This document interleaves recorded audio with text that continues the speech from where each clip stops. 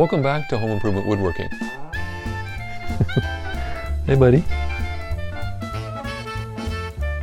Welcome back to Home Improvement Woodworking. Today I'm going to show you how to build a very simple desk. Simple in design and simple in construction. If you can get a sheet of plywood at a lumber yard and have it cut down for you, I've got plans here that will show you each cut and the dimensions you need to make.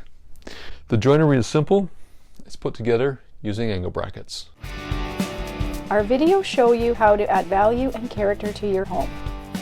This is the centerpiece of the room, so it really needs to visually work. Learn how to get quality results that you'll be proud of. Welcome to Home Improvement Woodworking. This is part of a series about desks. Right now, unfortunately, we're in a pandemic, and a lot of people are working from home, whether it be adults or children, and there's a shortage of desks. So I've designed a desk here that is as simple as possible to put together and build using one sheet of plywood. I've also got another project where I'm taking an existing pedestal. I've got two pedestals and I'm building a top for it. You'll find that on my Fixing Furniture channel. And I've got another video coming up on a desk monitor stand and laptop stand to help organize the desk and put a keyboard tray underneath to make it a nice, efficient workspace. So let's get into this project. There are just a few materials you're going to need. So angle brackets, I purchased a package of these at the hardware store for $10. You're going to need some edge banding to finish the edge of the plywood, and this is just ironed on, fairly straightforward. In order to work with this, a package of this is probably about $15. The easiest way to trim it is with an edge trimmer, and I'll show you how this is all done. And then to finish off the pieces of wood, so it's not just bare wood, I'm going to use a wipe-on polyurethane. This is a user-friendly, easy entry-level finish for any surface. And that will protect the wood for some of the abuse it's going to be getting over time. So let's get into it. First I'm going to start off with the plywood. This project has 5 pieces of 3/4 inch plywood. They're all cut here. This is the front apron, the 2 sides, the back, and the top. And as I mentioned, you can have these cut down at the local lumberyard if they have a panel saw. But if you're cutting these yourself, I have a video on how to cut down large material. I'll leave a link in the video description below. So what I'm going to do is set this up to edge band it. So this is the front apron. This is where you would sit at the desk. And because plywood can leave a little bit of splintering and it's a little rough, I'm going to put edge banding on the edge of this. And to do that, I'll just put it in the vise here, and we'll cut a piece of edge banding. This has adhesive on the back, and it gets heat activated with an iron. So it's just a matter of getting the right length. I always leave extra, and then I just cut it off with my shop scissors.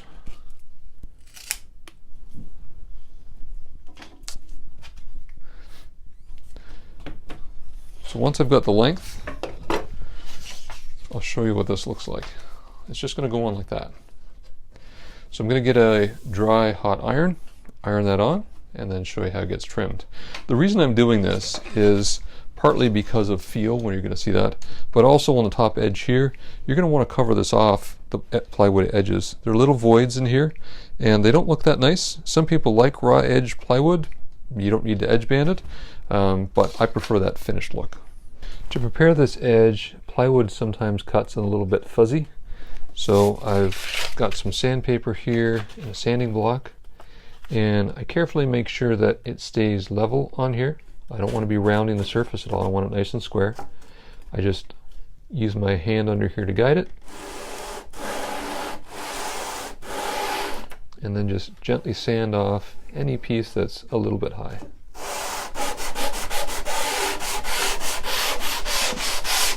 And then the edge banding goes on top, and I've got a little bit excess here on this end and a little bit excess on the other end.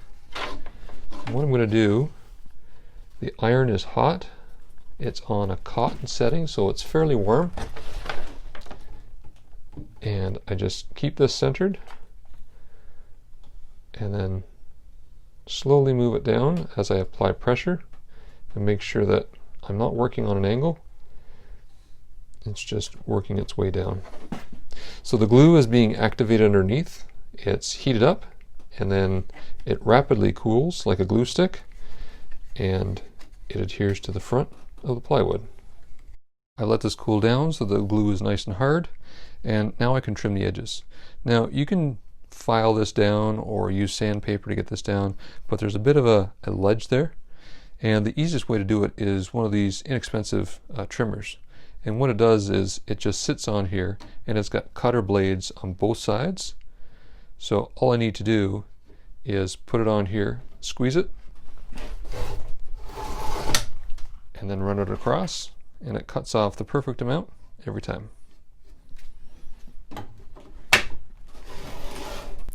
Now to trim the overhang, I've got just a tiny bit here. I'll show the other end. It's got a lot more.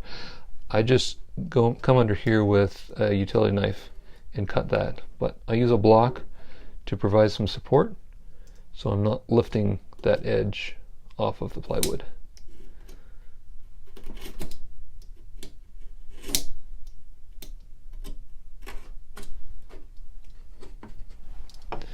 So I'll flip this around. I'll do the same thing on this end. Again, just putting the block down and then running the knife underneath.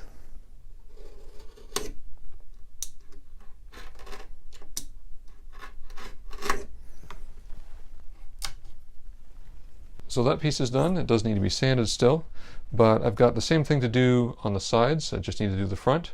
On the back, it doesn't matter. You're not going to see or feel anything. And then on the top, I need the two ends done and the front face as well. These edge trimmers are about $20. I'll leave a link in the video description. On the desk surface, I'm doing the ends first, and that way when I put on the front edge, it's coming right to the very corner. You won't see that little discrepancy where this end might be coming over this edge. And when you're deciding what side to put the edge banding on, one side will be smooth from the saw cut, the other one might be a little bit more rough from just the raw edge of the plywood. So you want to go with a smooth side for putting on the edge banding. So I'm putting on the last edge here, and the plywood I'm using here is 3/4 inch maple. This is a light wood, similar to what's in the cabinet behind me here. That has a garnet shellac on, so it's a little bit more yellow, a little bit more warm. And the other option you typically have at a big box store would be oak, sometimes maybe pine, depending on the region that you're in. Material costs for this project really depend on where you live. This sheet of plywood for me was $90 Canadian. The equivalent in the US is probably somewhere around $65, $70. But again, depending on the region, various parts of the country, materials sell for different amounts. So I don't want to mislead you by giving you a price. You'll have to price it out where you are. But overall, this project is generally about the same price as the most inexpensive quick assembly desk that you can find. The last step before putting the finish on is sanding. If you're using an orbital sander, make sure that when you're using it, you don't go over the edge. This is about as far as you'll want to go. If you go much further, you'll end up going through the veneer. So just be careful if you're using one of those, because you can easily ruin a piece of plywood. If you don't have a sander, 220 grit sandpaper, just rubbing it along with the grain, so the same direction as the grain, and that way any scratches won't show up. And what you want to do is just round over these edges a little bit, make them feel nice, and you're all good to go. So once you've sanded it, you need to clean that off. I use a shop vac and an upholstery brush to clean everything off with. If you don't have a shop vac, you can certainly rub it down with a cloth, but then what you'll want to do is use a tack rag. And what that is, comes in a package like this. It's a piece of cheesecloth with some sticky resin on it. And what that does is it picks up all the excess dust that's on the piece here. That dust, if you leave it there, will show up in the finish. You'll end up with a texture in the finish and will cause some issues as you go. So you want to make sure you have a clean surface. And then we're all set to go. So I've got a clean rag here, and I've got the polyurethane. So this is an easy finish because all you do is apply it, rub it on, and let it dry. You have to put this on in several coats. So it's a minimum of 2 coats, probably 3 to get a good coating, and you need to sand in between. So I'm going to shake this up, put it on, and we'll move on to the next stage.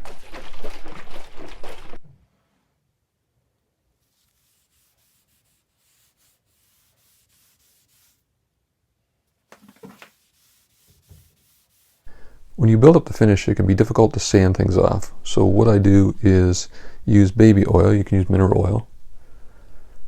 Apply that. And then I use 400 grit sandpaper. And what that does is it just allows you to smooth out all those imperfections and get it ready for your final coat.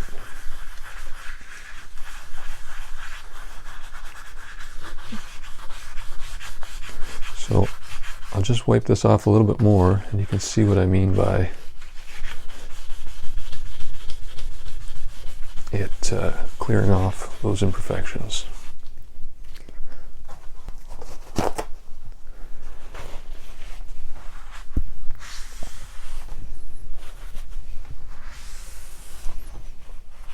So it does make the finish more dull, but with one more top coat,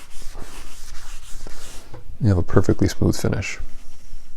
If you use this technique and put some oil on the surface, just make sure you clean it off with mineral spirits before applying your finish.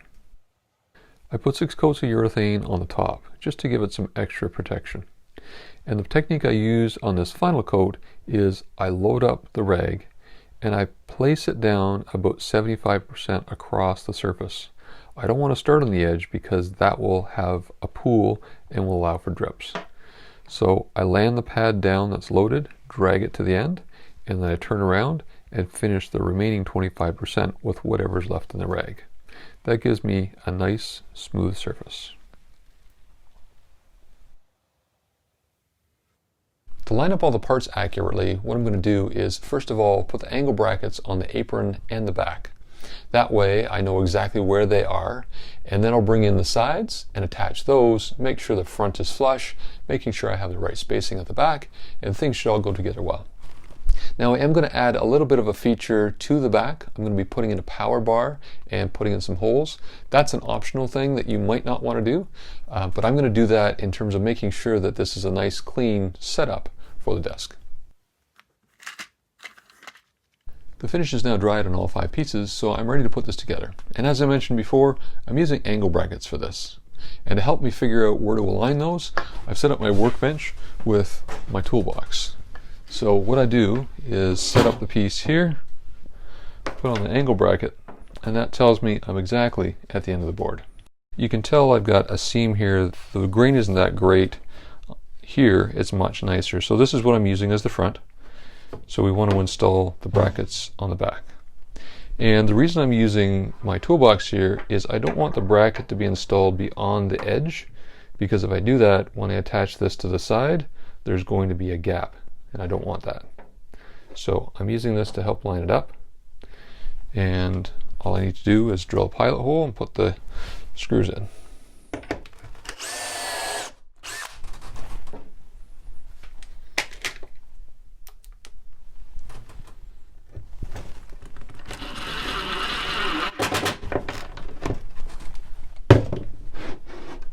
Now, if you didn't catch what I did there at the start, I used something called a hinge bit.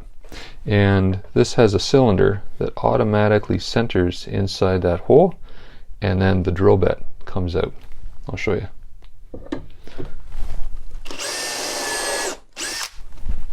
So I end up with a perfectly centered hole every time. Now, you don't need one of these to do this job.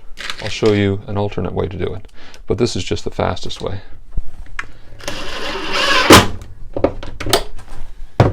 To do the same thing with a traditional drill, what you'll need to do is set up a drill bit and a tape flag. And that tape flag is the length of the screw, and what this does is make sure I don't drill through the piece. So with that set, what I do is set the bracket on here, mark it with a pencil,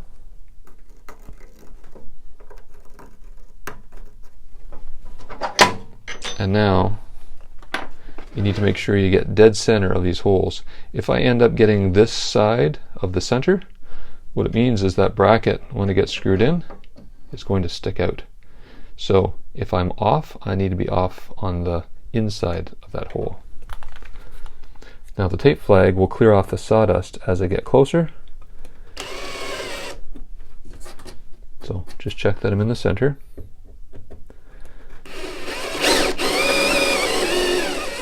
And you see how the sawdust is wicked away with the flag? That tells me I'm at the right depth. So do the same thing here. Make sure I'm in the center.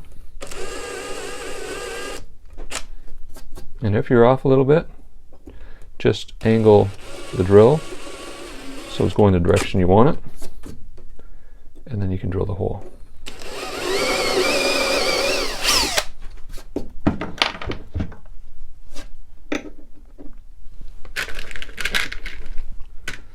And I'm using Robertson drive bits, square drive. This is standard in Canada.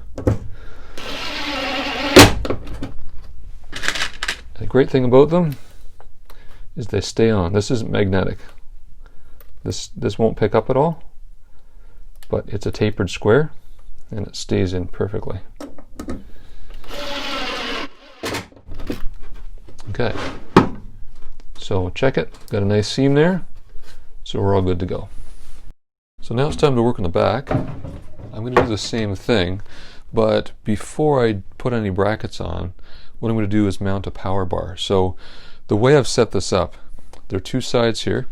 If you can imagine the top being here, this being the back panel, what I'm going to do is mount a power bar across the top here so that all the plugs can be hidden here, and down here on the floor there aren't any cables moving around.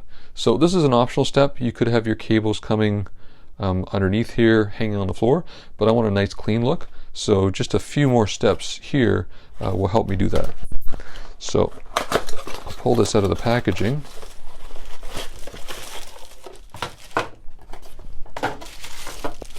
And on the back of power bars, there are keyholes that allow you to put a screw in and then slide it over to lock it in.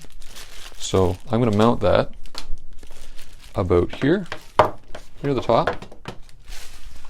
And then I'm also going to drill some holes here and here to allow those cables to come in and get plugged in. So I'll pull up my hole saw set here. And I need to pick a hole that plug will go through.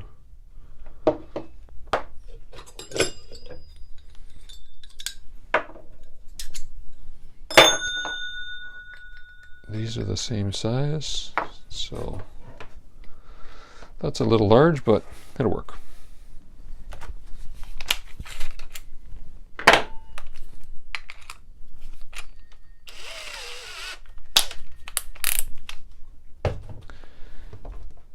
So first of all, I'll mount that, and then I'll drill the holes with the hole saw.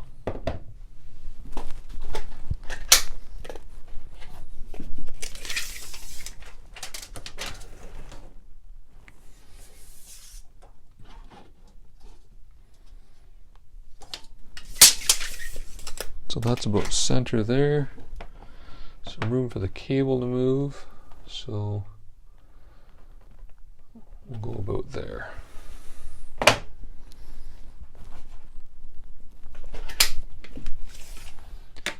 So 3 inches down, 11 inches in. I'll do the same measurement here.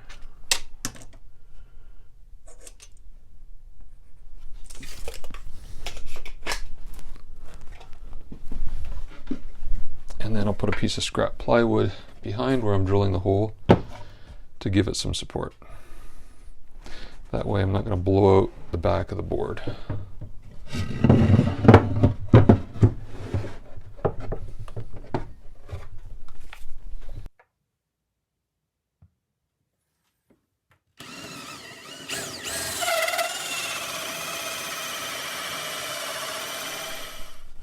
So I'm now ready to mount this in the middle here. What I need to do is get some round-headed screws. So I have a spare screw supply here.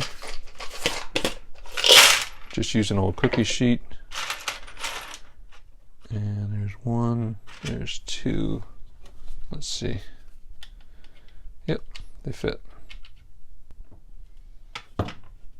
And if you've never seen this trick before, if you cut out the outside of a cooking pan like this, it's easy to drain these in.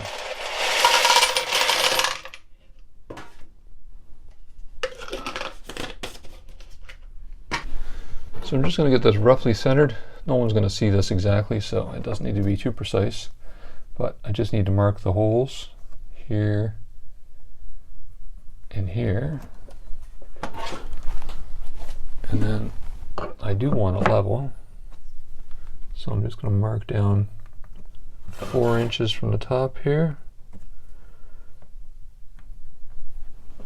And these screws are small enough that I don't need to drill a pilot hole. So I can just put them directly in.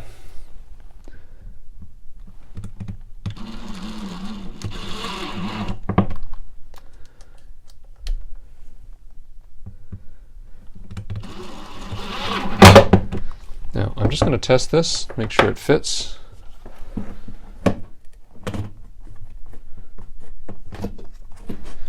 Yep, so that's going to fit. But I'm going to take it back out because I'm going to put the brackets on the back of this board.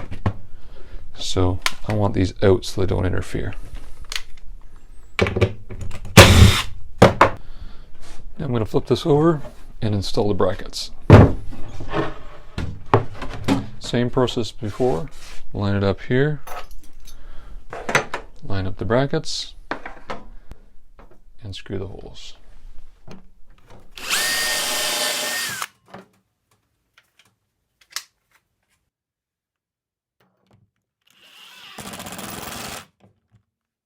I'm going to move the back out of the way now, and we'll start assembling it. I'm going to start the assembly with the apron. So this would go, so this is going to be the top of the desk, and then I've got a side here with a finished edge and a finished outside. And you'll notice on plywood there's some sides that are better than others, so you want to put the good side out. So in this case I'd like to put this side to the inside. So what I need to do is attach this here. And this is where accuracy is important, because this is going to be a flush edge here. And that's where this tool makes this much easier to accomplish. So I'm going to use my hand here to make sure that these two are flush, which means both pieces of wood are exactly in the same plane. And then pilot drill the hole.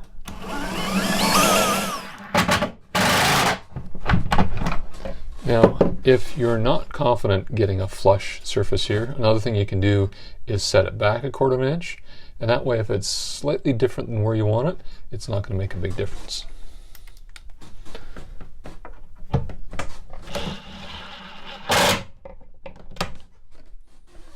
I can now bring in the back, so it's going to go on this way.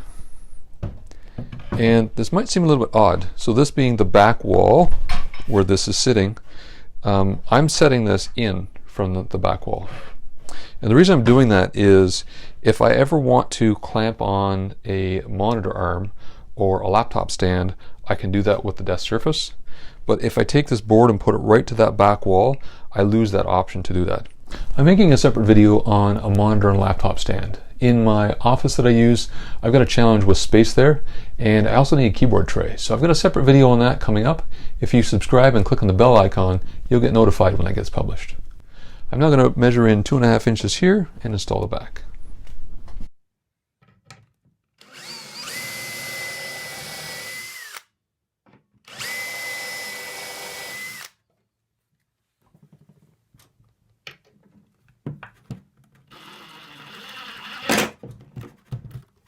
This is the other side and the finished edge here.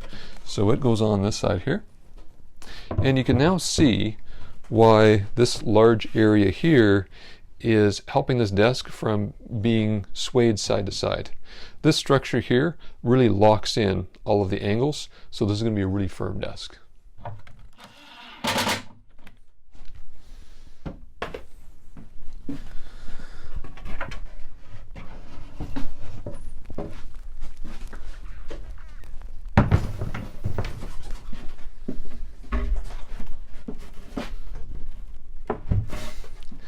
I've moved this around so I can see this front edge here and get this secured in the exact spot I want it.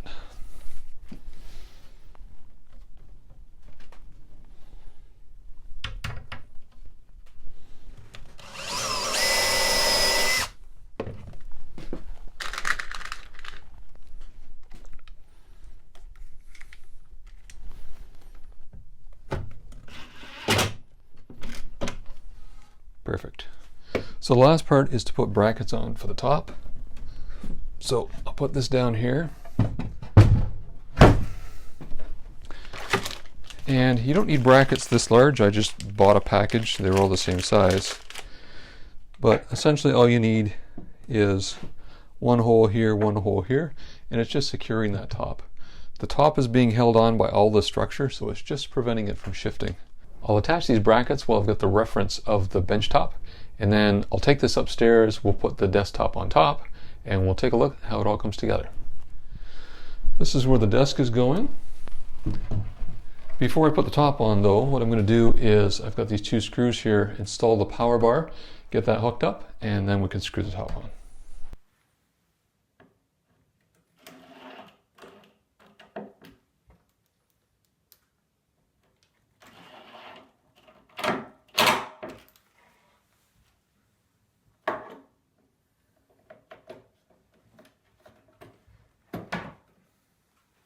The last step is putting on the top. So what I want to do here is just adjust it so I've got an even overhang at the side here and at the side over here. I want to line it up at the back, and then I install screws from underneath.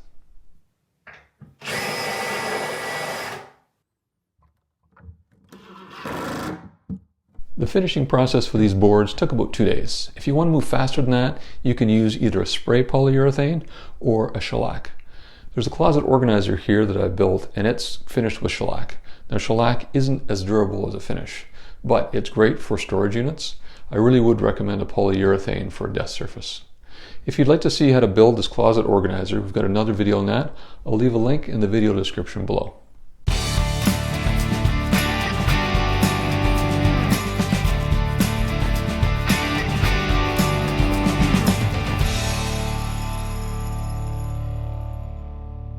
As we add more equipment, you can see the cables start to pile up on the floor. And there's an easy solution for that. You can purchase some eyelets that you can screw in from underneath, and then use the cable ties that come with your equipment. That will keep the cables off the floor and keep it looking nice and clean. Another way to keep things clean is to purchase a monitor stand. My next video will feature that. It's a laptop stand and monitor stand to keep equipment off the desk surface. I'll also be building in a keyboard tray. I'd like to ask you to share this video with others who might be challenged to find a desk. This is a simple desk I've designed and simple in construction, and I'm hoping that people will be able to utilize that when it's so difficult to find desks right now. If you want to click over here, click on the bell icon, you can subscribe to our channel and you get notified every time we publish a video. Until next time, enjoy your time in the workshop.